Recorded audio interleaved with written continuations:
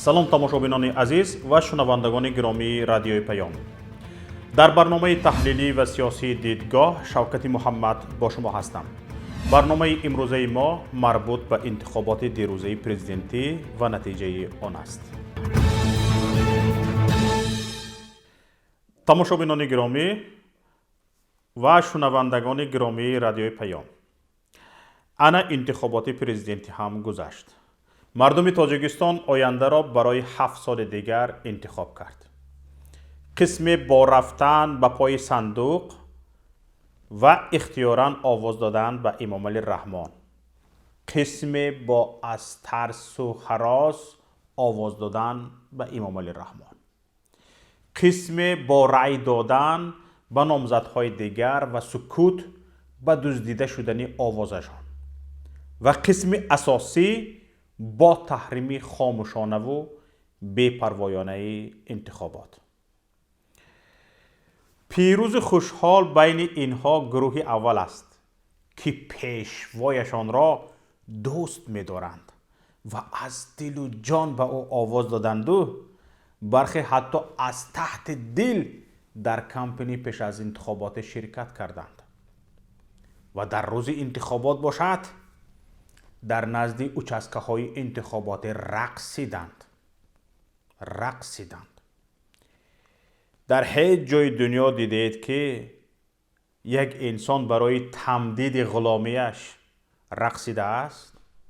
инро фақат шумо дар Тоҷикистон мебинед. аммо мағлуб ҳеҷ кадоме аз ин гурӯҳҳо нест. мардум бо номзадҳояшон, ҳарчанд онҳо зидди диктатур овоз доданд ё бо нарафтан ба овоздиҳӣ интихоботро хомӯшона таҳрим карданд. интихоботашон ҳамин буд. аввалиҳо медонистанд ки овозашон дуздида хоҳад шуд. дуввумиҳо медонистанд ки аз рафтани онҳо чизе тағйир нахоҳад кард ва пирӯзи интихобот кайҳо маълум аст. яъне ба ҳамин натиҷа розӣ буданд. магар мешавад онҳоро мағлуб номид? гуфтаашон шудааст. гуфтанд ки ман ба интихобот намерам. барои чӣ? барои он ки аз пеш маълум аст ки ғалаба мекунад. гуфтагиаш шуд. магар ӯ ғолиб нест? ғолиб аст. пирӯз ё мағлуб касе дониста мешавад ки, тамошобинони гиромӣ, мубориза кардааст. дар майдони холӣ касе ғолиб намешавад. маъракаи интихоботӣ пур буд. номзадҳо мубориза бурданд. ки дид ки номзадҳо мубориза бурданд? дебат, дискуссии номзадҳоро ки дид дар Тоҷикистон? ҳеҷ кас. ин номзадҳо дар ягон ҷое кӯшиш карданд ки ғолиб оянд? не, ҳеҷ кас. ҳатто Эмомалӣ Раҳмон кӯшиш накард. пас ин майдон холӣ буд. ин майдон, тамошобинони гиромӣ, ғолибу мағлуб надошт. аз гурӯҳҳои номбурда муборизаро танҳо пайравони пешво карданд ва пирӯз шуданд. ҳарчанд саҳми асосиро дар ин пирӯзӣ дигарон гузоштанд бо сукуту хомӯшӣ ва бепарвоӣ. сукуту хомӯшӣ ва бепарвоиро кӣ кард? мардум, миллат. ба як маъракаи ки ояндаи 7 солаи миллат ба ӯ вобастагӣ дошт, мардум бепарво. гӯё ин ки мардуми Тоҷикистон дар Тоҷикистон меҳмон ҳастанд ва мизбони ин меҳмонон як нафар аст. як рӯз не як рӯз баромада мераванд. фарқаш чи мизбон чӣ гуна онҳоро мизбонӣ мекунад? мисли ҳамин аст. гӯё ин ки фарзандошон дар ин мактаб намехонанд. гӯё ин ки дар ин кишвар зиндагӣ намекунанд. дар ин кишвар хонаву дар надоранд. پدر و مادر ندارند. مثل همین همه به نتیجه انتخابات بی‌پروا بودند.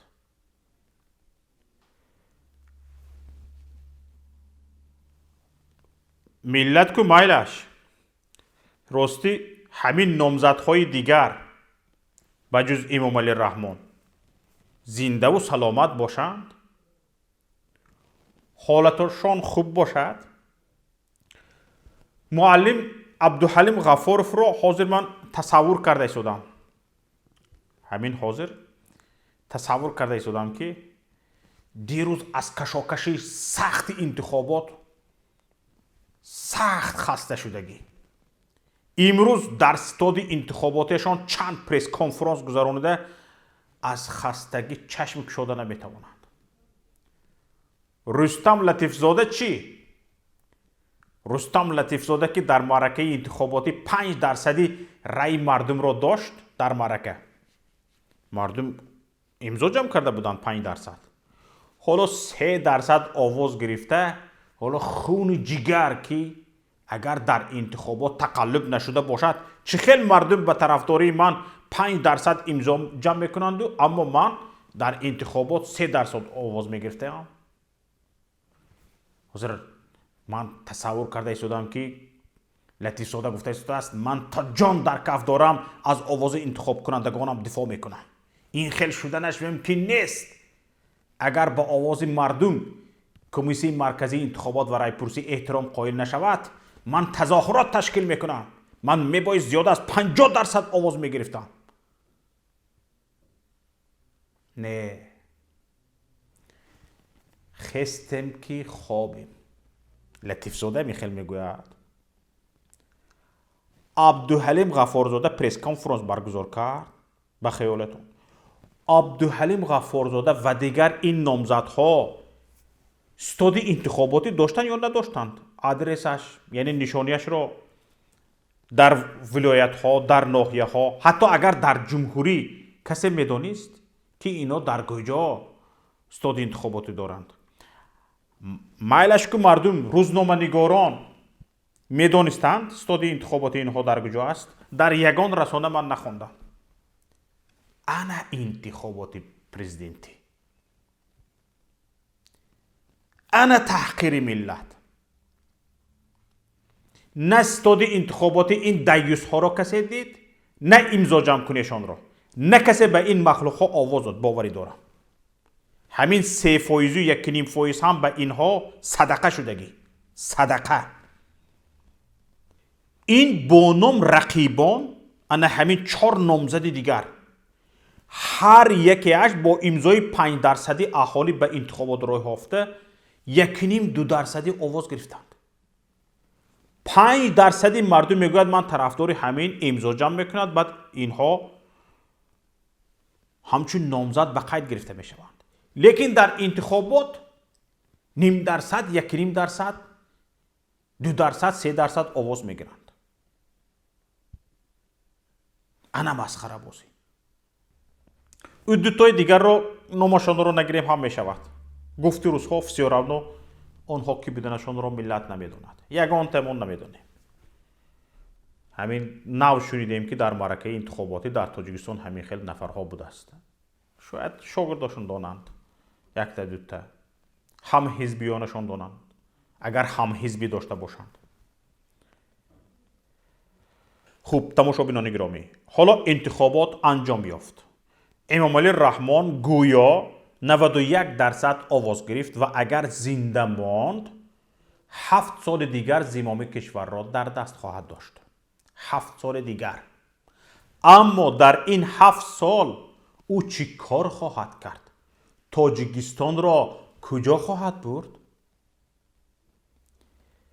برای پیشبینی کردن آینده حکومت امام علی رحمان و آینده کشور کافی است به عقب نگاه کنیم و ببینیم که این بنده الله چی کارهای برای کشور انجام داد و چقدر در اجرای وظیفه به دوشش گذاشته شده صمیمی و کوشا بود.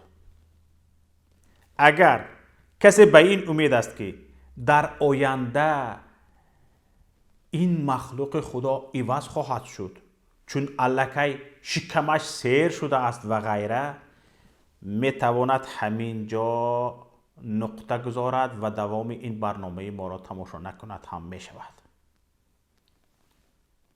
زیرا همین جنابشان را دیده آمدیم، دیدیم که نه آدم عوض می شده است و نه سیر. بخصوص در موقعی که اطرافش پر از وسوسه و فتنه است. در جوانی سعی کن گر به خلل خواهی عمل، میوه به نقصان بود چون از درختی نوبر است. هنگامی که امام علی رحمان جوان بود، خون جوانی داشت، نه 40 ساله شده رهبری کشور به عهده‌اش گذاشته شد، چند کارهایی که واقعا هم زیبنده یک رئیس جمهور بود به اجرا رسانیده است. چند کارها را عین همین جوش خروش جوانی.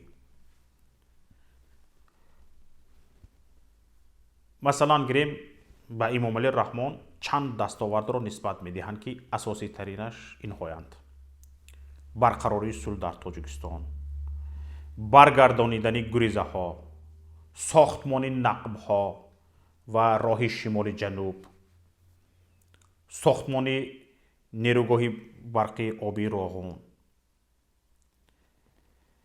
همین تشبس ها، برای چی تشبس ها میگویم؟ برای آن که در پایان تر دلیلم را میگویم. همین تشبس ها تقریبا سالهای اولی پرزیدنتی امام علی رحمان به وقوع پیوستگی است. سالهای اول البته. ساختمان نیروگاه برقی آبی راغون تا حال دوام دارد. 50 سال باز این ساختمان دوام دارد. 50 سال باز. اما همین چیزهایی که هم ذکر کردم همان میدانیم که امام علی رحمان نه تنها کمترین سهمی در این دستاوردها ندارد، بلکه عمل کردش بر ضرر این همه انجام یافته نتیجه بدتر از آن شده است که نبودن این دستاوردها می داشت. ببینید، برقراری صلح در تاجیکستان در اصل امام علی رحمان تا آخرین لحظه و شرایط ضد صلح و گفت و شنید با مخالفین بود. برای این دلیل های شاهدان زیاد وجود دارند که حالا نمردند. آوردنشان دلیل ها را این صحبت ما را طولانی میکند. تماشاگران گرامی می توانید با جستجو در اینترنت بیشتر این شاهدها را پیدا کنید. بزید بودن امام علی رحمان به صلح حامیان اصلیش حکومت های آن وقت روسیه و ازبکستان نیز اشاره ها کردند. چیز دیگر، برگردانیدن گریزه ها. یگانه خدمتی که امام علی رحمان در این سمت کرده است تنها راضی شدنش به برگشتن مهاجران است. مجبوراً راضی می شود با فشار کشورهای دیگر. تمامی خراجات بازگردانیدن آنها و برقرار کنی خانه های سوخته یا غصب شده اشان به دوش خود آنها یا سازمان های کمک رسانی بین المللی بوده است. در همین حال اگر آن زمان 120,000 گریزه برگردانیده شدند، نتیجه حکمرانی 28 ساله امام علی رحمان به فرار بیش از 2 میلیون نفر از کشور گردیده است. از جنگ داخلی اگر 120,000 گریزه برگردانیده شده باشند، حالا 2 میلیون نفر در غربت، در سرسانی، در مهاجرت است. 2 میلیون نفر از 4/1 اهالی. خدمت دیگرش ساختمان نقب و راه ها. ساختمان نقب و راه ها. اینجا هم امام علی رحمان کمترین سهم ندارد. راه ها و نقب ها با پول قرض، حالا این پول قرض داده نشده ایم و قوه خارجی ساخته شده است. پرداخت این قرض ها که چند برابر بیشتر از مبلغ صرف شده در انشاءات است به دوش مردم تاجیکستان می باشد. اوی مردم،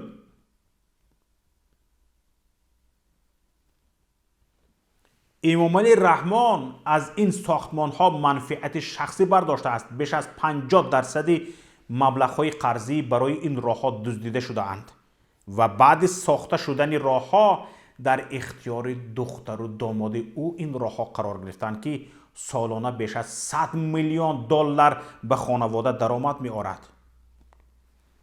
در یک راه خوجند دوشنبه، ای مردم، ماشین شما چند بار بازداشت می شود و از کیسه شما پول رویانیده می شود. یگان عضو پارلمان، یگان عضو حکومت نمی داند که همین پول هایی که از خوجند تا به دوشنبه چندین مراتبه ایستاده پول دادن شما، همین پول ها به کجا می رود؟ یگان نفر نمی داند.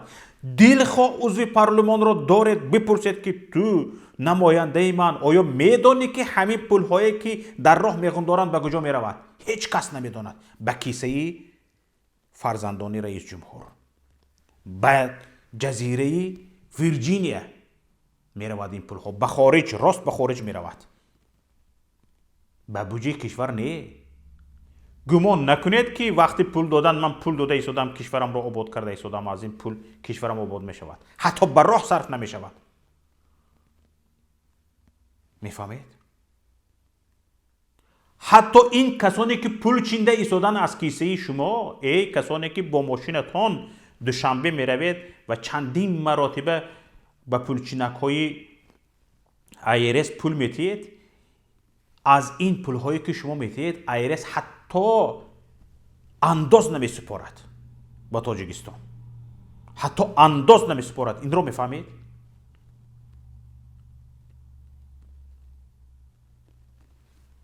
از پول های جمع آوری می شده برای این راه ها یگان تین برای پرداخت قرض ساختمانی آن مصرف نمی شود و یگان تین انداز پرداخت نمی شود. راه به قرض ساخته شده است، راه به قرض ساخته شده است، لیکن پول را میچینن، قرض را نمیتین، پول را به کیسه میزنن. باز سال گذشته امامعلی رحمان دعوت کرده بود که باید به صاحبکاران مراجعت کرده شود و از صاحبکاران پول خون داشته شود تا قرض این راه را بدهیم. ببینید، من کارنمای رئیس جمهور، کارنمایی را دیده ایستادید؟ یک کارنمایی دیگر ساختمان نیروگاه برق آبی راغون. در این ساختمان هم جز غارت مردم سهم دیگری امامعلی رحمان ندارد. اولین پولهای جمع آوری شده برای ساختمان آن از مردم در سال 2011 به مبلغ 186 میلیون دلار برای خریدن 2 هواپیما به شرکت خانوادگی امامعلی رحمان به شرکت سومون ایر مصرف شده است. به شرکت سومون ایر رسانه ها نوشتند، در رسانه ها خوندیم، دلیل های خود را آوردند. 186 میلیون دلار پولی که برای ساختمان نیروگاه برق آبی راغون از مردم جمع کرده شد، اینها گرفتن هواپیما خریدند. ساختمان بیشتری انشاءات این نیروگاه را شرکت های متعلق به خانواده رئیس جمهور به دوش دارند که نه کمتر از نیمی پول های از بودجه و قرض جدا می شده به این انشاءات بزرگ را می دزدند. به این هم فکت و دلیل های زیاد از جمله در پایگاه ما، در پایگاه پیام نقطه نت رسانه‌ای شده‌اند. میتونید به پایگاه ما وارد شوید و از آنجا بخوانید. طبق اطلاع منابع ما، امامعلی رحمان تصمیم دارد به زودی این بزرگترین نیروگاه منطقه را در اختیار خالدینگ اوستاگرو که به پسرش رستم امامعلی تعلق دارد واگذار کند. حالا همین نیروگاه برق آبی راغون نیست، به نزدیکی شخصی می شود. از آنی که رستم امام علی. بجز این در زمان حکمرانی امام علی رحمان تاجیکستان در همه ردبندی ها همیشه از پایان از اولین ها، از پایان، از روی خط از اولین ها، از پایان میبینی تاجیکستان در همه پایان ها میابی. حالا در قطار چند کشوری افریقایی قرار دارد. در همه ردبندی ها در قطار چند کشورهای افریقایی. در این مدت یگان کارخانه صنعتی که از آن در سطح ملی افتخار کردن امکان داشته باشد ساخته نشده است. 28 سال باز این جنابشان یک کارخانه که از آن ملت افتخار کند ساخته نتوانست. نیمه از کارخانه ملی تالکو الومینی زواد به دستی خیتایی ها گذشت. حالا خیتایی ها میخواهند همه این را از خود کنند. در رسانه ها خونده ایستاده من کار نمایی. کارخانه های دیگری که ساخته میشوند 90% تقدیری همان کارخانه دوزندگی ناحیه رودکی را دارند. رادیوی آزادی را خوندید؟ همین میرود کارخانه دوزندگی را باز میکند، بعد لنت را بریدن و 4 قدم آن طرفتر ماندن رئیس جمهور این کارخانه از کار میماند. ماشینه هایش به مغازه‌اش برگردانیده میشوند یا این ماشینه ها به ناحیه دیگر برای پیشوازی رئیس جمهور رفته آماده میشوند. انکنون مردم کشور همین آدم را برای 7 سال دیگر رئیس جمهور خود انتخاب کرد یا خودش تعیین کرد و تقدیرش را مردم به دست همین مخلوق خدا داد. اگر تا آن زمان تاجیکستان از خریطه جهان ناپدید نشد شاید 7 سال بعد هم به امام علی رحمان یا پسرش مردم آواز بدهد و ان همین خیل سرخمی را دست پیش بری را ادامه داده رفتن گیرد. اینجا نهایت برنامه امروزی ماست. برنامه های دیگری ما را در شبکه های اجتماعی و پایگاه پیام نت پیگیری کنید. لطفاً مشترک شدن به کانال یوتیوبی ما و نوشتن نظر خود درباره نوار را فراموش نکنید. پخش تگمه معقول شده را نیز لطفاً دریغ ندارید و همچنین پخش تگمه زنگوله به شما امکان می دهد که برابر نشر نوارهای ما در یوتیوب شما در حال باخبر شوید. در پناه الله بمانید. خیر تا روز دیگر.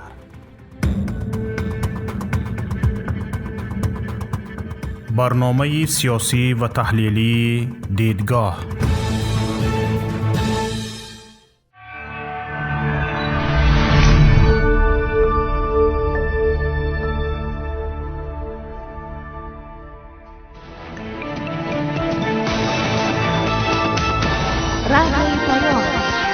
در فضای سیاست صدای جدید. رادیوی پیام. علم، فرهنگ، نوید. رادیوی پیام. مشورت، بحث، گفت و شنید.